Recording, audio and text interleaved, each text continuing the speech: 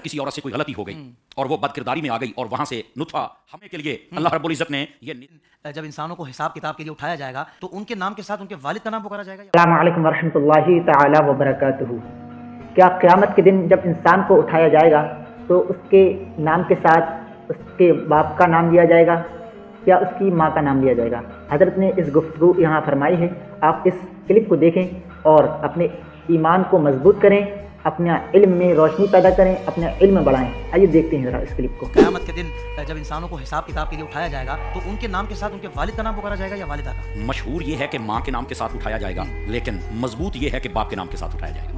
मजबूत ये है। इस पर फिर दलाइल मौजूद हैं जो कहते हैं ना कि माँ के नाम पर उठाया जाएगा। उन्होंने जो दलील पकड़ी है वो तफसीर खाज़िन और कुर्तबी इन दोनों ने यौम नदउ कुल्ला उनासिम बिइमामिहिम इस आयत की तफसीर करते हुए ये नुक्ता भी उठाया है और यहाँ पर इसकी वजाहत भी की है। वो कहते हैं ये जो बेइमामिहिम है ना, क़यामत वाले दिन हर बंदे को उसके इमाम के साथ बुलाया जाएगा। वो कहते हैं बेइमामिहिम ऐ बेउम्महातिहिम कि तुम्हें तुम्हारी माओं के साथ यानी माओं के नामों के साथ उठाया जाएगा। लेकिन आगे वजह भी लिखते हैं। वजह उन्होंने वहां पर 3 दर्ज की है। पहली वजह यह है कि ये कानून क्यों है कि क़यामत वाले दिन माँ के नाम से उठाया जाएगा। तो वो कहते हैं चूंकि हजरत ईसा अलैहिस्सलाम के वालिद नहीं है, वो अपनी अल्लाह की निशानी है, कलिमतुल्लाह है, रूहुल्लाह है, सिर्फ वालदा है, तो उनके लिए इस सारे कानून को बदल दिया गया कि क़यामत वाले दिन उनको भी उनकी माँ के नाम से और बाकी सबको भी उनके माओं के नाम से पुकारा जाए। एक ये है। लेकिन उलमा कहते हैं इसके अंदर कमजोरी है इस तरह कि अगर हजरत ईसा अलैहिस्सलाम के लिए ये कानून बदल दिया गया तो फिर हजरत आदम अलैहिस्सलाम के तो ना बाप है तो ना मां, तो फिर उनको कैसे पुकारा जाए? तो फिर उलमा ने इसका ये इतराज कायम करके फिर इसका जवाब ये दिया कि उनको नबी कहकर पुकारा जाएगा। इसी तरह ईसा अलैहिस्सलाम को भी नबी कहकर पुकारा जा सकता है। लेकिन वजह उन्होंने पहले ये लिखी है जो मैंने बताई। दूसरी वजह क्या है? हाजा शर्फुन लिल हसन वल हुसैन, फरमाया ये इमाम हसन हुसैन के शर्फ को वाज़े करने के लिए कि क़यामत वाले दिन इनको इनकी वालिदा माजिदा के नाम से याद किया जाएगा। सुभान अल्लाह। ये दूसरी वजह वहां पर दर्ज फरमाई गई। अच्छा,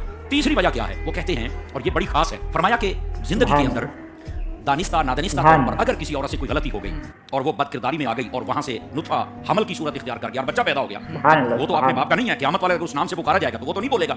तो फरमाया कि उसका पर्दा रखने के लिए अल्लाह रब्बुल इज्जत ने ये निजाम बदल दिया कि इनका पर्दा बरकरार रहे, ताकि वहां पर अगर उसने छुपकर भी गलती की हो तो पर्दा डला रहे। यहाँ से अंदाजा फरमाएं कि हमारा रब भी हमारी इज्जतों का कितना दिफा फरमाता है। और यहाँ पर यह बात भी काबिल तवज्जो है कि पर्दा वैसे भी रखना चाहिए। नबी पाक अलैहिस्सलाम ने फरमाया जो मुसलमान का पर्दा रखे अल्लाह क़यामत वाले दिन उसके पर्दे रखेगा। ये 3 कौल बयान किए उन्होंने और ये 3 वजूहात थी कि माँ के नाम से पुकारा जाएगा। मैंने कहा मशहूर ये भी है और उसके दलाइल मैंने आपके सामने अर्ज किए। लेकिन मजबूत क्या है कि बाप के नाम से पुकारा जाएगा। वजह क्या है? पहली वजह वो ये कहते हैं कि कुरान मजीद में अल्लाह रब्बुल इज्जत ने फरमाया अल्लाह ने फरमाया जब उनको पुकारना है तो उनके बाप के नाम से पुकारा। वाज़ेह हो गया तो बाप के नाम से पुकारा जाएगा। अगरचे नहीं कि दुनिया में या आखिरत में, समझ आई? ज़ाहिरी हुक्म दुनिया के लिए है, लेकिन जैसे दुनिया के लिए वैसे आखिरत के लिए भी। और इसी आयत के तहत उलमा ने ये एक अकली दलील भी लिखी है। वो कहते हैं देखो दुनिया के अंदर जितने भी बंदे के मुआमलात होते हैं, डॉक्यूमेंट्स की सूरत में हो वैसे तारुफ की सूरत में हो, तो वो उसके बाप के नाम के साथ उसका तशख्खुस और तारुफ करवाया जाता है, वो वतन में हो या गैर वतन में। जब किसी को उसके बाप के नाम के साथ बुलाया जाए अशद्दु फी तमीज़ व तारीफ, वो कहते हैं कि ये उसकी तारुफ और उसके मुमताज होने के लिए बहुत ज्यादा अहमियत का हामिल है कि उसके बाप के नाम के साथ पुकारा जाए। अच्छा, अब दूसरी दलील सुनिए जो कहते हैं कि बाप के नाम से पुकारा जाएगा। इमाम बुखारी रहमतुल्लाह अलैह ने पूरा चैप्टर कायम किया जिसके अंदर ये मौजूद है युद्दा रजुल बिअस्माइ आबाइहिम। फरमाया क़यामत वाले दिन जब लोगों को बुलाया जाएगा तो इनके बापों के नाम के साथ बुलाया जाएगा। अच्छा, फिर तीसरी दलील इसी के तहत इमाम बुखारी रहमतुल्लाह अलैह ने एक हदीस पाक भी दर्ज फरमाई। उसका मफहूम ये है क़यामत वाले दिन तुम्हें तुम्हारे नामों से बुलाया जाएगा या तुम्हारे बाप के नामों से बुलाया जाएगा।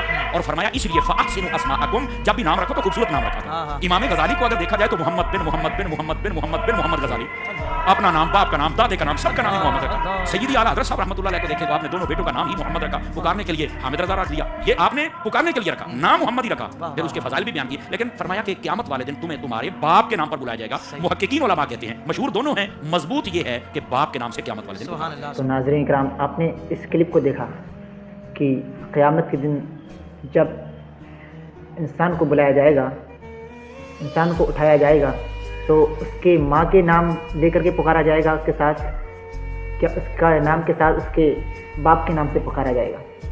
तो रब ताला ने जो औरत होती है अगर उसकी गलती की वजह से उसकी शिकम में गलत नुत्फ़ा पैदा हो गया है और वो औरत जनी और फिर बच्चे की शक्ल में पैदा हुआ, बच्चा पैदा हुआ, तो अब क़यामत के दिन अगर उसकी माँ का नाम लेकर के पुकारा जाएगा तो उसकी रुसवाई होती हुई नज़र आएगी। इसलिए रब ताला ने उसकी पर्दापोशी के लिए अपने बंदों की पर्दापोशी की, अपनी बंदों की पर्दापोशी के लिए रब ताला ने उसके बाप के नाम से पुकारना चाहा। सुभान अल्लाह। तो जब क़यामत के दिन पुकारा जाएगा उसके नाम के साथ तो उसके बाप का नाम लिया जाएगा। सुभान अल्लाह। तो इसलिए हमको चाहिए کہ اگر کسی کے کچھ عیب ہم کو معلوم ہیں اور عیب ہم کو پتہ چل گئے ہیں تو ہم اس کے عیبوں پر پردہ کریں، کہ رب تعالیٰ نے فرمایا ہے اگر کوئی کسی کی عیبوں پر پردہ پوشی کرتا ہے تو رب تعالیٰ اس کے پردوں پر پردہ پوشی کرتا ہے، اس کے عیبوں پر پردہ پوشی کرتا ہے۔ تو اس لیے ہم دوسروں کے عیب بیان نہ کریں۔ اگر ہمیں کسی کے عیب پتہ چل جاتے ہیں تو ہم 4 لوگوں میں اس کے عیب بیان کرنے لگتے ہیں، اس کی برائی کرنے لگتے ہیں، اس کے اندر یہ عیب ہے، اس کے اندر یہ فعل ہے، یہ غلط ہے، اور ہم اس کے عیب بیانات کرنے لگتے ہیں۔ تو اگر ہم کسی کے عیب چھپائیں گے، کسی کے عیب پر پردہ پوشی کریں گے تو رب تعالیٰ ہمارے عیبوں پر پردہ پوشی کرے گا۔ اگر ہمارے اندر، ہر انسان کے اندر عیب پائے جاتے ہیں، کسی کے عیب بڑے ہیں، کسی کے عیب چھوٹے ہیں، عیب ہوتا ہے۔ اگر تم کسی کے عیبوں کو چھپاؤ گے تو رب تعالیٰ تمہارے عیبوں پر پردہ پوشی کرے گا۔ اس لیے ناظرین کرام، اس سے یہ ہم کو چاہیے کہ ہم اگر کسی کے عیب ہم کو معلوم ہے تو ہم اس کے عیبوں پر پردہ پوشی کریں، رب تعالیٰ ہمارے عیبوں کو چھپائے گا۔ اللہ تبارک و تعالیٰ ہمیں اور آپ کو عمل کرنے کی توفیق و رفیق عطا فرمائے اور ہم سبوں کا ایمان پر خاتمہ نصیب فرمائے، آمین یا رب العالمین۔ استغفر اللہ ربی من کل ذنب واتوب الیہ۔ السلام علیکم ورحمۃ اللہ۔